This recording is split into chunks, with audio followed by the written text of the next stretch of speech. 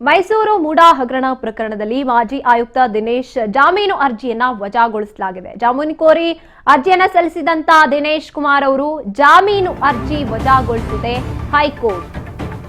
ಮೈಸೂರು ಮೂಡಾ ಹಗರಣ ಪ್ರಕರಣ ಏನಿದೆ, ಈಗ ಜಾಮೀನು ಅರ್ಜಿಯನ್ನ ಕೋರಿ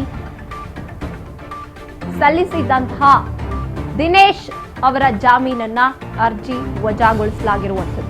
ಮಾಜಿ ಆಯುಕ್ತ ದಿನೇಶ್ ಕುಮಾರ್ ಜಾಮೀನನ್ನ ಅರ್ಜಿ ವಜಾಗೊಳಿಸಿ ಹೈಕೋರ್ಟ್ ಆದೇಶವನ್ನ ನೀಡಿದೆ.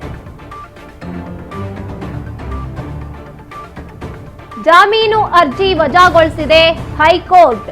ಮಾಜಿ ಆಯುಕ್ತ ದಿನೇಶ್ ಕುಮಾರ್ ಅವರನ್ನ ಇಡಿ ಅಧಿಕಾರಿಗಳು ಬಂಧಿಸಿದ್ರು ಮೂಡಾ ಹಗರಣದ ಹಿನ್ನೆಲೆಯಲ್ಲಿ. 3 ತಿಂಗಳ ಬಳಿಕ ಜಾಮೀನು ಅರ್ಜಿ ಸಲ್ಲಿಸೋದಕ್ಕೆ ಈಗ ಮತ್ತೊಮ್ಮೆ ಸೂಚನೆಯನ್ನ ನೀಡಿರುವಂತದ್ದು. 3 ತಿಂಗಳಾದ ಮೇಲೆ ಜಾಮೀನು ಅರ್ಜಿಯನ್ನ ಮತ್ತೊಮ್ಮೆ ಸಲ್ಲಿಸಿ ಅಂತ ಹೇಳಿ ಈಗ ಕೋರಿದಂತಹ ಜಾಮೀನು ಅರ್ಜಿಯನ್ನ ವಜಾಗೊಳಿಸಲಾಗಿದೆ ಹೈಕೋರ್ಟ್. ಮೈಸೂರು ಮೂಡಾ ಹಗರಣ ಪ್ರಕರಣ ಏನಿದೆ ಆಗಾಗ ಸದ್ದು ಮಾಡ್ತಲೇ ಇರುತ್ತೆ. ಅದರಲ್ಲಿ ದಿನೇಶ್ ಕುಮಾರ್ ಆಯುಕ್ತರು ಏನಿದ್ದಾರೆ ಇವರು ಸಲ್ಲಿಸುತ್ತಾರೆ ಅರ್ಜಿಯನ್ನ. ಆದ್ರೆ ಈಗ ಹೈಕೋರ್ಟ್ ಅವರ ಜಾಮೀನು ಅರ್ಜಿಯನ್ನ ವಜಾಗೊಳಿಸಿ 3 ತಿಂಗಳ ನಂತರ ಮತ್ತೊಮ್ಮೆ ಅರ್ಜಿಯನ್ನ ಹಾಕುವಂತೆ ಆದೇಶವನ್ನ ನೀಡಿರುವಂತದ್ದು. ಮಾಜಿ ಆಯುಕ್ತ ದಿನೇಶ್ ಕುಮಾರ್ ಅವರನ್ನ ಇಡಿ ಅಧಿಕಾರಿಗಳು ಮೂಡಾ ಹಗರಣದ ಹಿನ್ನೆಲೆ ಬಂಧಿಸಿರ್ತಾರೆ. ಹಾಗಾಗಿ ನಿರೀಕ್ಷಣಾ ಜಾಮೀನನ್ನ ಸಲ್ಲಿಸಿರ್ತಾರೆ. ಆದ್ರೆ ಇವತ್ತು ಹೈಕೋರ್ಟ್ ಆದೇಶವನ್ನ ಹೊರಡಿಸಿದೆ, ಜಾಮೀನು ಅರ್ಜಿಯನ್ನ ವಜಾಗೊಳಿಸಿದೆ. ಅದೇನೇ ಇದ್ರೂ ಕೂಡ 3 ತಿಂಗಳ ನಂತರದಲ್ಲಿ ನಿರ್ಧಾರ ಆಗುತ್ತೆ. 3 ತಿಂಗಳ ನಂತರದಲ್ಲಿ ಮತ್ತೊಮ್ಮೆ ಅರ್ಜಿಯನ್ನ ನೀಡಬೇಕು. ಅದಾದ ನಂತರ ಜಾಮೀನು ಅರ್ಜಿಯನ್ನ ವಜಾಗೊಳಿಸ್ತಾರಾ ಅಥವಾ ಜಾಮೀನು ಸಿಗುತ್ತಾ ಅನ್ನುವಂಥದ್ನ ಕಾದು ನೋಡ್ಬೇಕು. ಅಂದ್ರೆ ಅವರು 3 ತಿಂಗಳು ಮತ್ತೊಮ್ಮೆ ವೇಟ್ ಮಾಡಬೇಕಾಗತ್ತೆ. ದಿನೇಶ್ ಕುಮಾರ್ ಅವರು, ಮಾಜಿ ಆಯುಕ್ತ ದಿನೇಶ್ ಕುಮಾರ್ ಅವರು. ಈ ಬಗ್ಗೆ ಹೆಚ್ಚಿನ ಮಾಹಿತಿಯನ್ನ ನೀಡ್ತಾರೆ ನಮ್ಮ ಪ್ರತಿನಿಧಿ ಶಿವು. ಈ ಮೂಡಾ ಪ್ರಕರಣದಲ್ಲಿ ದಿನೇಶ್ ಕುಮಾರ್ ಅವರಿಗೆ ಎಲ್ಲೋ ಮುಕ್ತಿ ಸಿಕ್ತಿಲ್ಲ ಅಂತ ಹೇಳ್ಬೋದು, ಇದ್ರ ಬಗ್ಗೆ ಹೇಳೋದಾದ್ರೆ?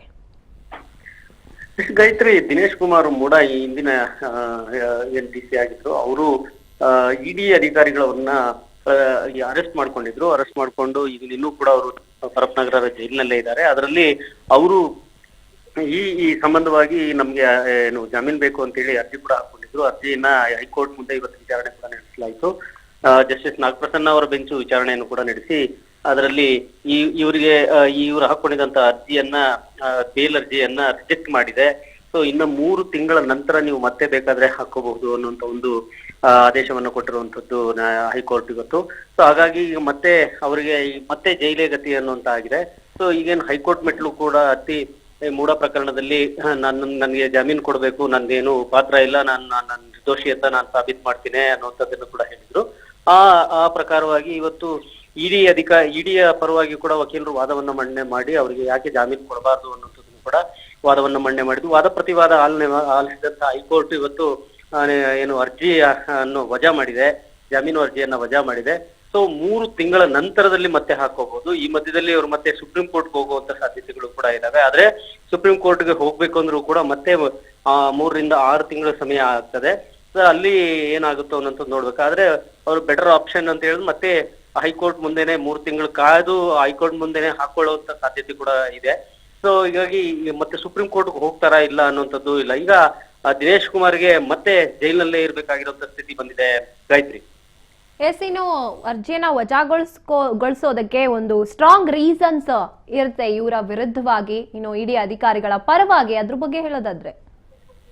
ಇಡಿ ಅಧಿಕಾರಿಗಳು ಈ ಒಂದು ಪ್ರಕರಣದಲ್ಲಿ ಇವರ ಪಾತ್ರ ಏನಿದೆ, ಸೈಟ್ಗಳನ್ನ ಹಂಚಿಕೆ ಮಾಡುವಂತದ್ರಲ್ಲಿ ಎಷ್ಟು ಪ್ರಮಾಣದಲ್ಲಿ ಅಕ್ರಮವನ್ನ ಎಸಗಿದ್ರು ಅನ್ನುವಂಥದ್ದನ್ನ ಬಹಳ ಸ್ಪಷ್ಟವಾಗಿ ಅವರು ಹೇಳಿದ್ರು. ಹಾಗಾಗಿ ಇದರಲ್ಲಿ ದಿನೇಶ್ ಕುಮಾರ್ ಅವರು ಅವ್ರ ವಿರುದ್ಧವಾಗಿ ಸಿಕ್ಕಿರುವಂತಹ ಸಾಕ್ಷ್ಯ ಆಧಾರಗಳು, ಅವರನ್ನ ಇದರಲ್ಲಿ ಪ್ರಮುಖವಾದಂತಹ ಆರೋಪಿ ಹೇಗಾಗ್ತಾರೆ ಅಂತಂದ್ರೆ ಅವರು ಇಲ್ಲಿ ಅಕ್ರಮದಿಂದ ಸೈಟ್ಗಳನ್ನ ಹಂಚಿಕೆ ಮಾಡಿರುವಂತದ್ದು ವಿತ್ ಡಾಕ್ಯುಮೆಂಟ್ ಸಮೇತವಾಗಿ ಕೋರ್ಟ್ಗೆ ಪ್ರೊಡ್ಯೂಸ್ ಮಾಡಿದ್ರು. ಹಾಗಾಗಿ ಇದರಲ್ಲಿ ಇವರ ಒಂದು ಪಾತ್ರ ಏನಿದೆ ಅದು ಅತ್ಯಂತ ಸ್ಪಷ್ಟವಾಗಿ ಎದ್ದು ಕಾಣುತ್ತೆ. ಇವರ ಎಲ್ಲ ಒಂದು ಹಗರಣಕ್ಕೂ ಕೂಡ ಇವರು ತಮ್ಮ ಮೂಲ ಕಾರಣವಾಗಿರ್ತಾರೆ. ಸೊ ಅದಕ್ಕೆ ಸಂಬಂಧಪಟ್ಟಂತೆ ಎಲ್ಲಾ ದಾಖಲೆಗಳನ್ನು ಕೂಡ ಇಡಿ ಅಧಿಕಾರಿಗಳು ಕೋರ್ಟ್ ಮುಂದೆ ಸಬ್ಮಿಟ್ ಮಾಡಿದ್ರು. ಆ ಕಾರಣಕ್ಕಾಗಿ ಇವರಿಗೆ ಈಗ ಕೋರ್ಟ್ ತಕ್ಷಣಕ್ಕೆ ಅಂದ್ರೆ ಜಾಮೀನು ನೀಡುವಂತದ್ದಕ್ಕೆ ಈ ಒಂದು ಪ್ರಕರಣದಲ್ಲಿ ಅರ್ಹರಲ್ಲ ಅನ್ನುವಂಥದ್ದನ್ನ ಈಗ ಕೋರ್ಟ್ ಸದ್ಯಕ್ಕೆ ತೀರ್ಮಾನಕ್ಕೆ ಬಂದಿರುವಂತದ್ದು. ನಂತರದಲ್ಲಿ 3 ತಿಂಗಳ ನಂತರದಲ್ಲಿ ನೀವು ಮತ್ತೆ ಬೇಕಾದ್ರೆ